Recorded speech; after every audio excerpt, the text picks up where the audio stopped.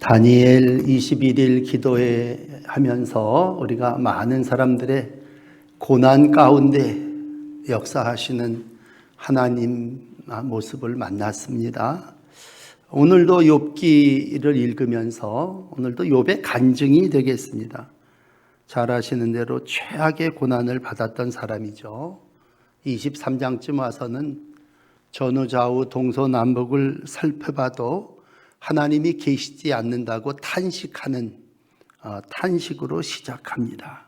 그리고 2절 말씀해 보시면 오늘도 내게 반항하는 마음과 근심하는 마음이 있나니 내가 받는 재앙이 탄식보다 무거움이라 그렇게 고백하고 있습니다. 그렇습니다. 사람이 매 앞에 장사 없고 세월 앞에 장사 없다고 고난이 계속되고 매를 계속 두들겨 맞고 시간이 지나니까 이제 그 믿음 좋은 욥도 이제 반항하는 마음, 근심이 나한테 오늘 있다 이렇게 고백하고 있습니다. 우리가 1장, 2장을 만났을 때 욥은 어떤 사람이었습니까? 2장 10절 같은 데서는 처음에 그렇게 얘기했죠. 야, 하나님이 복도 주셨으니 재앙도 주시지 않겠느냐?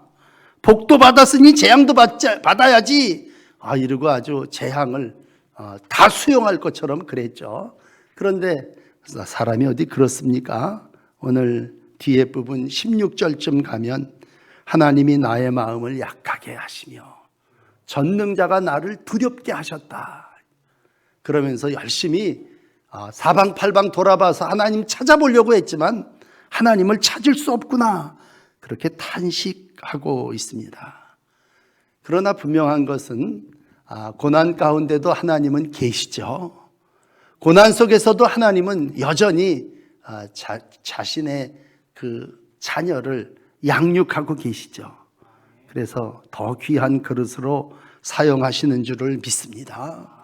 히브리서는 12장 8절에 징계가 없으면 참아들이 아니고 사생아다. 사생아죠. 친아들이 아니다. 징계를 하는 이유는 아들로 하나님의 백성으로 오늘 본문에 불로 연단하여 정금된 성도 만들기 위해서 하나님이 하시는 거죠. 그런데 오늘 이제 욥은 그러한 믿음을 가지고 살았지만 고난을 겪으면서 참 힘들어하고 애써합니다. 여러분, 다니엘 기도회를 통해서 많은 사람이 고난을 통과한 간증을 듣습니다만 야고보서 5장 10절에는 그런 말을 해요. 형제들아, 주의 이름으로 말한 선지자들을 고난과 오래 참음의 본으로 삼으라. 그러니까 나만 당한 고난이 아니고 많은 사람들이 고난과 오래 참음을 인내함을 이루어 갔다는 얘기죠.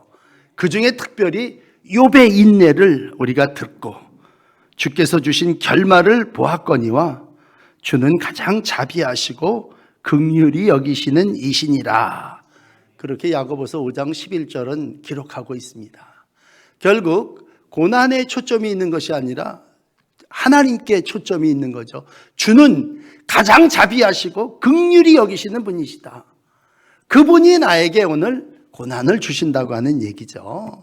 여전히 욥은 하나님을 찾아봐도 하나님을 만날 수 없습니다. 그러나 오늘 이제 10절 아주 위대한 정말 욥의 어떤 정수와 같은 그리고 욥기의 아주 클라이막스와 같은 고백인데 오늘 이 10절은 나는 하나님이 어디 계신지를 알지 못하지만 하나님은 나의 가는 길을 아신다. 이렇게 고백하고 있습니다. 여러분, 우리가 하나님을 볼 수 없지만 하나님은 우리를 보고 계시다는 얘기. 지난 주간 블랙박스 얘기를 여러분에게 잠깐 했다면 정말 사고가 나고 검증을 하고 알아봐야 할 때에 증거가 되는 건 그 안에 다 들어있다고 하는 얘기죠. 결국 하나님은 오늘도 우리의 삶 속에 내가 보려고 하면 안 보이지만 하나님은 오늘도 내가 가는 길을 알고 보고 계시다고 하는 얘기죠. 그러므로 여러분, 신앙은 항상 하나님을 바라봄인데 시편 139편 3절은 그렇게 얘기하죠. 하나님은 나의 길과 눕는 것을 살펴보셨으므로 나의 모든 행위를 익히 하신다. 하나님은 내 눕고 자는 거 또 나의 모든 행위를 다 전지전능하신 불꽃 같은 눈을 가지시고 우리를 내려보시고 아신다라고 하는 믿음은, 확신은 욥에게 변함이 없습니다. 그러므로 오늘 10절을 너무 잘하는 말씀이니까 앞에 한 단어를 꼬집는다면 그러나라고 하는 말씀입니다. 여러분이 그러나라고 하는 이 말은 고난 가운데 우리가 어떤 마음을 가져야 되느냐를 잘 가르쳐 주신 말씀입니다. 우리가 당연한 건 감사 그러면 그러므로죠. 그러므로 재물을 주셔서 양 7천, 약대 3천 주셔서 그러므로 감사합니다. 아들 7, 딸 3 주셔서 그러므로 감사하죠. 그런데 오늘 욥은 그러므로 감사가 아니라 지금 그의 입장은 뭐예요? 재산 다 없어졌어요. 아들 한 지붕 밑에서 폭삭, 자녀들 다 죽었어요. 그러면 어떻게 해야 합니까? 그러나 반전이죠. 우리가 이번 기도회를 통해서 계속 여기한 건 반전의 하나님이죠. 절망적인 상황, 죽음의 자리, 재에 앉아서 오늘도 몸의 종기가 너무 아파가지고 기와장으로 그 몸을 긁어대면서 오늘 그러나 하나님은 나를 아신다라고 하고 고백하고 있습니다. 심지어는 끝까지 같이 있던 아내가 2장 9절 그런 얘기를 했죠. 당신이 그래도 자기의 온전함을 굳게 지키겠느냐? 하나님 욕하고 죽어. 그렇게 저주했죠. 많은 사람들이 그래도 온전함을 지킵니까? 그렇게 물어봤죠. 그럴 때 욥은 그러나 나는 나의 가는 길을 그분이 아신다라고 고백하고 있습니다. 그렇습니다. 오늘 욥의 고백은 어떠한 고난의 자리에 있다 할지라도 하나님은, 나는 나를 알지 못하지만 하나님은 나를 알고 보고 계시다고 할 때, 우리가 자동차 얘기를 자주 합니다만 요즘 차들을 썬팅을 하지 않습니까? 그러면 바깥에서는 안이 안 들여다 보여요. 안 보여요. 그렇지만 안에 있는 사람은요, 바깥을 환히 바라봅니다. 하나님이 오늘도 우리를 보고 계시다고 할 때 하나님은 불꽃 같은 눈으로 머리털까지 헤아리시는 그분이 함께 하신다고. 한 절 더 내려가서 하나님이 내 발걸음을 아신다 그렇게 표현을 했다면, 처음에 우리가 운동 삼아서 만보기도 차고 다닌 적이 있습니다만 요즘은 이 스마트폰에 다 들어있어요. 하루를 지내고 나면 내가 오늘 몇 보 걸었는지를 알아요. 내가 그거 쉴 수 있습니까? 그렇지만 내가 몇 걸음 어떻게 살았는지를 세고 알고 있다면 하나님은 오늘도 우리 걸음걸음 동행하시고 내 발걸음을 아시는 분이시다는 얘기죠. 사람들은 제대로 알지도 못하면서 그냥 이러쿵저러쿵 얘기하고, 친구는 옆에서 또 훈수 두면서 이러쿵저러쿵 얘기. 처음에는요, 그 사람의 소리가, 그 세 친구의 훈수가 굉장히 마음 쓰리고 신경 쓰였어요. 욥은 오늘 23장쯤 와서 너희들은 떠들 권리가 있지만 하나님은 나보다도 나의 모든 형편을 더 잘 아신다. 그가 아신다. 여러분, 살면서 느끼는 건 나도 나를 잘 모를 때가 있지 않습니까? 그런데 하나님은 내가 나를 모르는 내 마음, 내가 내뱉은 말, 그 마음의 근원까지도 다 아신다라고 하는 것입니다. 시편 26편 1절을 읽어드릴게요. 의인은 극심한 고통 가운데도 흔들리지 않고 여호와를 의지합니다. 그러면서 이렇게 고백합니다. 여호와여 나를 판단하소서. 여호와여 나를 살피고 시험하사 내 뜻과 내 양심을 단련하소서. 하나님께, 하나님 나를 살펴주시고 시험해 주셔서 나를 좀 연단해 주세요. 그렇게 고백하고 있습니다. 그렇습니다. 이사야도 이사야 43장 13절에 이렇게 말씀합니다. 태초부터 나는 그이니 내 손에서 건질 자 없도다. 내가 행하리니 누가 막으리요. 그러니까 모든 것이 하나님의 손 안에, 하나님의 주권 속에서 이루어짐을 욥은 고백하고 있습니다. 오늘 12절까지 읽으셨습니다만 여러분 13절, 14절 같이 이렇게 보시면요. 욥은 이렇게 고백해요. 그는 뜻이 일정하시니 누가 그를 돌이킬 수 있겠느냐. 그러니까 하나님의 섭리와 하나님이 하시는 주권에 대해서 하나님이 다 알고 행하시는데 그분의 뜻은 일정하다는 말은 뭐예요? 한결같다는 얘기 아닙니까? 또 신실하다는 얘기 아니에요. 변함이 없다고 할 때에 변함이 없는 그 하나님이 행하시는 계획을 인간이 어떻게 바꿀 수 있겠느냐? 누가 능히 돌이킬 수 있겠느냐? 이거 다 하나님의 계획 속에 하나님이 다 시나리오가 있어서 행하시는 일이다. 그렇게 욥은 확신하고 신앙을 지키고 있습니다. 그렇습니다. 큰 하나님의 그림에 볼 때 욥뿐만이 아니라 하나님이 인간을 구원해야 되겠다.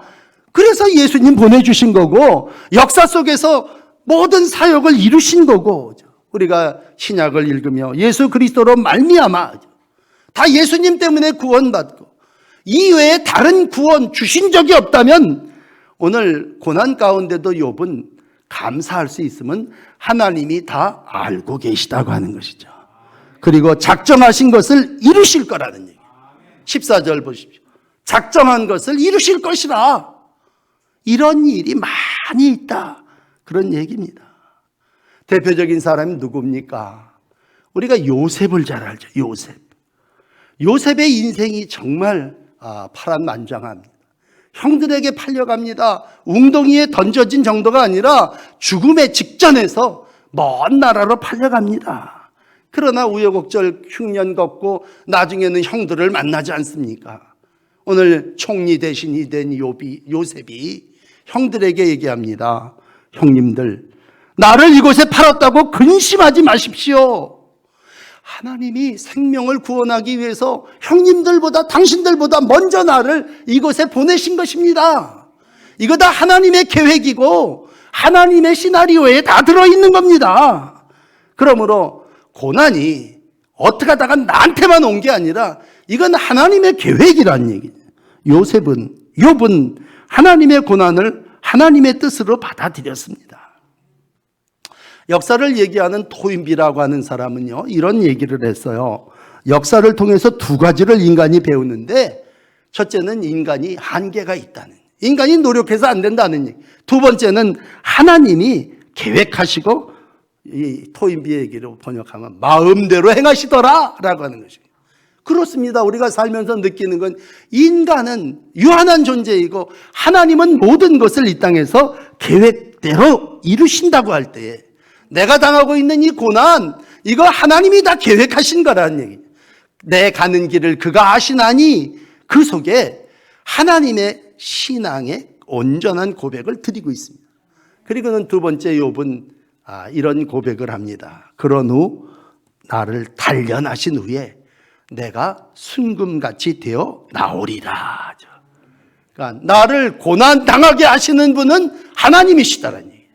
하나님이 나를 단련하신다는 얘기는 물건으로 얘기하면 검증한다는 얘기고, 시험한다는 얘기라면 나를 단련해서 순금처럼 순수하게 깨끗하게 만드신다고 욥은 고난을 긍정적으로 받아들였습니다. 그리고 이 고난은 통과될 거고 고난이 지나간 다음에는 내가 정금되어 나오리라, 그렇게 고백하고 있습니다. 그러므로 고난에는 기간이 있다는 얘기예요. 이 고난의 끝이 보인다는 얘기죠. 그 고난이 끝나고 불필요한 것들 다 제거되어 난 다음에는 내가 나올 것이다. 통과되면 순금같이 되어 나오리라. 지금은 어두움 가운데 있고 지금은 고난 가운데 있고 지금은 죄에 앉아 있지만 긴 터널을 통과하면 끝이 있다고 하는 것이 오늘 욥이 고난 가운데 하나님 앞에 감사할 수 있는 이유입니다. 여러분, 고난은 결코 무익하지 않습니다. 욥은 고난을 통해서 이 고난이 나를 유익하게 하려고 연단하는 것이라고 고백합니다. 어떤 분은 간증을 통해서 시편 23편을 말하셨더라고요. 사망의 음침한 골짜기를 다닐지라도 해를 두려워하지 않. 그분이 거기서도 나와 함께 하신다고 할 때에 우리가 고난은 사망의 음침한 골짜기를 할지라도 거기서 나를 단련하고 연단해서 하나님 정금되게 하신다는 얘기죠. 우리가 신약에 와서 많은 사람들이 고난을 겪습니다. 야고보는 고난에 대해서 1장 2절 11절에 이렇게 얘기하죠. 믿음의 시험을 당할 때 온전히 기쁘게 여기라. 또 시련을 견뎌내는 자는 약속하신 생명의 면류관을 받을 거다. 그러니 욥의 인내처럼 참는 자가 복이 있다. 그렇게 고난에 대한 가르침을 우리에게 주시고 있습니다. 이 삶을 실질적으로 살았던 사람이 사도 바울입니다. 사도 바울은요, 진짜로 한 3년 정도 옥에서 갇혀 있었습니다. 복음을 전해야 될 바울이 옥에 갇혀 있다. 빌립보서 1장 12절은 갇혀 있는 동안의 삶을 이렇게 표현합니다. 형제들이여, 내가 당한 일이 도리어 복음 전파의 전진이 된 것을 너희가 알기를 원한다. 결국 뭐예요? 감옥에 갇혀 있던 그 기간이 무익한 기간이 아니라 복음의 진보를 이루었다라고 말씀하고 있습니다. 사도 베드로는 베드로전서 1장 7절에 불로 연단하여 없어질 금보다도 귀한 예수 그리스도께서 나타나실 때 고난을 받은 모든 성도들에 대한 세 가지를 칭찬, 영광, 존귀를 얻음으로 표현해 주시고 있습니다. 우리가 마지막 주님 오시는 그날 하나님 앞에 설 때에 모두가 거룩하고 흠없게 되기를 원합니다. 그렇다면 거룩하고 흠없게 되려면 어떻게 해야 되겠어요? 풀무불 속에 들어가야죠. 정금되려면 찌꺼럭지 다 없애버려서 거룩함에 흠이 없어야죠. 정금이 뭡니까? 순금 99.9%라는 얘기가 뭐예요? 우리 속에 티가 없고 흠이 없다고 하는 것이라면 하나님은 고난을 통해서 나를 정금되게 하시고 단련해서 나오게 하신다는 얘기입니다. 마지막으로 욥은 고난 가운데 이런 고백을 하고 있습니다. 이 고난을 지나면서 나는 하나님의 말씀을 붙잡았다. 그래서 여러분 11절 12절에 보시면요, 하나님과 하나 되게 하기 위해서 고난 주신다는 얘기입니다. 고난이 오면요, 욥은, 다른 사람은 모르겠습니다만 욥은 그 걸음이 바로 따라갑니다. 그리고 그 길이 치우치지 않고 그 입술이 명령을 어기지 않고 마치 정한 음식보다 그의 입의 말씀을 귀히 여겼습니다.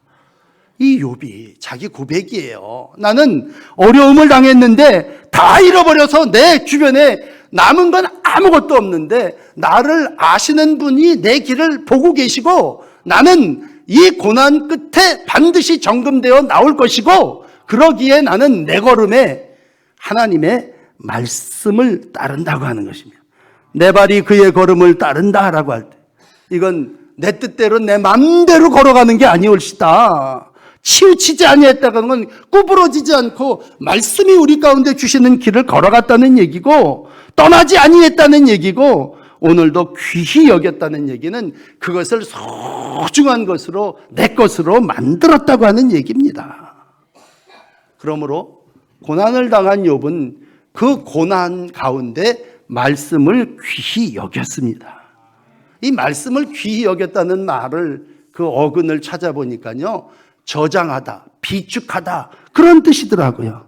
마치 이때쯤 되면 다람쥐가 저 살기 위해서 도토리를 자기 집에다가 저장하고 비축하는 것처럼 말씀을 귀히 여겼다는 얘기는 내가 이 고난 중에 말씀을 잘 저장했다, 그 말씀을 내가 잘 비축했다고 하는 건 하나님의 말씀을 내가 따라 살고 그 말씀을 나의 것으로 삼았다고 하는 것이 존중입니다. 존중. 존귀히 여기다고 하는 건 그것을 내가 내 것으로 삼았다고 하는 얘기입니다. 이와 같이 욥은 고난 가운데 끝까지 하나님의 말씀을 의지하며 그 말씀을 저장했습니다. 그 말씀으로 힘을 얻고 그 말씀으로 살 길을 찾았습니다. 이러한 모습을 시편 119편은 67절에 이렇게 설명을 해요. 고난당하기 전에는 내가 그릇 행하였는데 이제는 주의 말씀을 지킵니다. 주는 선하시고 선을 행하시오니 주의 율례대로 나를 가르치소서. 무슨 얘기입니까? 고난을 통해서 나는 바른 길로 가게 됐다는 얘기죠. 인간 그냥 내버려두면 누구든지 그릇된 길로 갈 수밖에 없는 사람. 그러면 아버지는 채찍으로 쳐서 바른 길로 가게 하시고, 징계가, 고난이 아프고 힘들지만 그것이 오늘도 나를 하나님의 백성으로 살아나가게 해주신다고 할 때, 예수님은 이 땅에 오셔서 죄 없으신 분이지만 고난당하시지 않았습니까? 히브리서 5장은 육체로 계실 때 고난으로 순종함을 배우셨다. 그건 고난을 피한 것이 아니라 고난을 당함으로 하나님의 백성이 어떤 삶을 살아야 되는지 본이 되어 주셨고, 멜기세덱의 반차를 따라 대제사장이라 칭함을 받으셨습니다. 이러한 예수님이 백성들을 위하여, 하나님의 자녀들을 위하여 기도하십니다.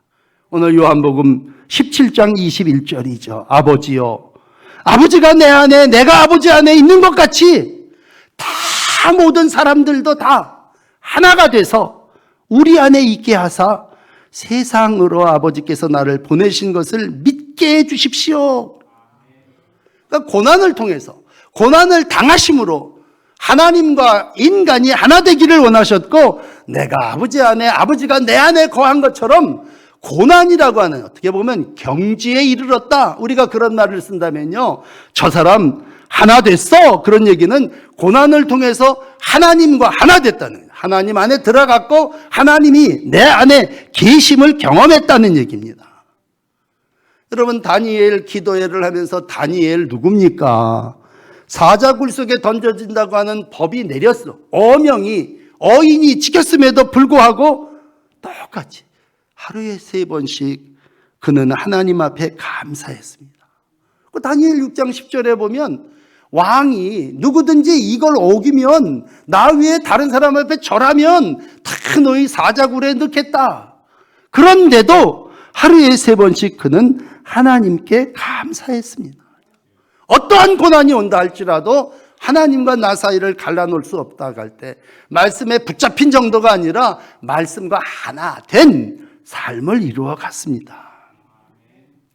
고난이라고 하는 말의 뜻을 찾아가 보니까요, 히브리 말로는 경험하다, 그런 뜻입니다. 고난이라고 하는 말이 뭐예요? 고난이 뭐예요? 고난은 경험하는 거야. 그러면 고난은 경험입니다. 그러면 우리가 고난을 당할 때 뭐예요? 경험한 거죠. 더욱더 하나님이 나로 하여금 이러한 일을 깨닫게 하셨다고 할 때, 하루는 고난을 통해서 하나님을 경험하고, 하나님이 내 안에, 내가 하나님 안에 거함을 경험하는 것입니다. 그러므로 욥은 이 귀한 경험을 통해서 하나님 앞에 더 한 걸음 나아갑니다.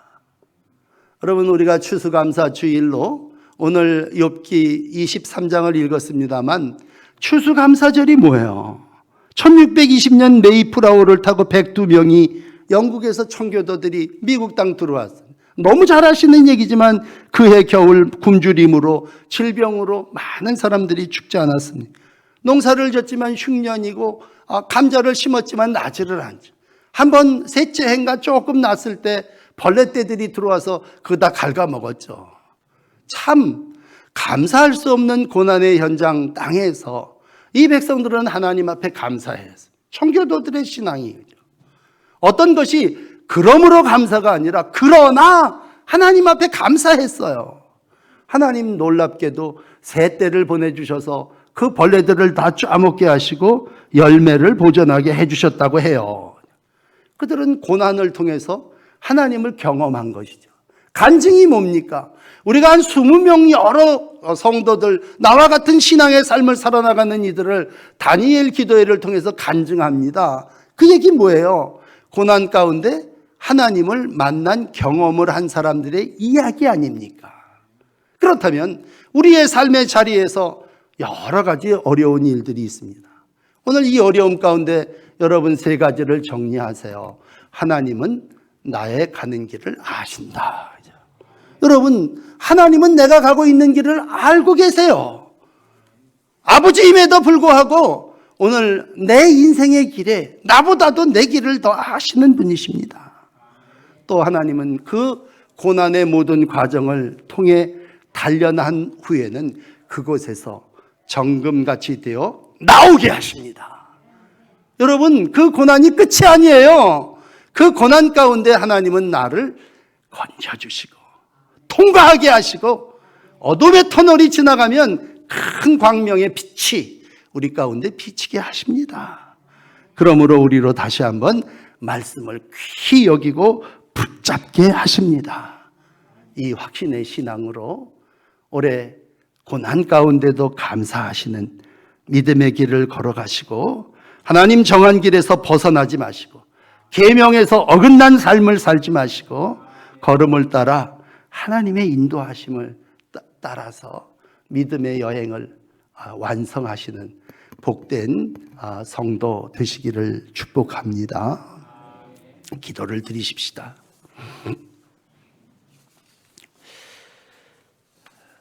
하나님, 올해 추수절에는 욥의 간증을 읽게 하셨습니다. 또 많은 사람들의 간증을 듣게 하셨습니다. 나와 같이 신앙생활하는 이웃들이 고난을 통해서 경지에 도달하게 하시고 하나님과 하나 되는 경험을 하게 하시고 또 하나님의 뜻을 깨달아가는 은혜를 입게 해 주셨습니다.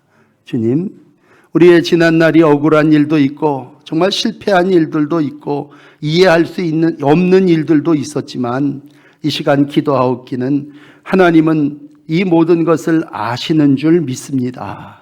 오늘 당한 고난 가운데 정금되게 하시고 우리가 풀무불 용광로를 잘 통과해서 하나님이 원하시는 날들 거룩한 성도의 삶을 이루어 가게 하여 주시옵소서. 어떠한 상황 가운데서든지 감사하라 하셨사오니 항상 감사하게 하시고 하나님 경험하며 살아나가는 믿음의 날들이 되게 하옵소서. 예수님 이름으로 기도드립니다. 아멘.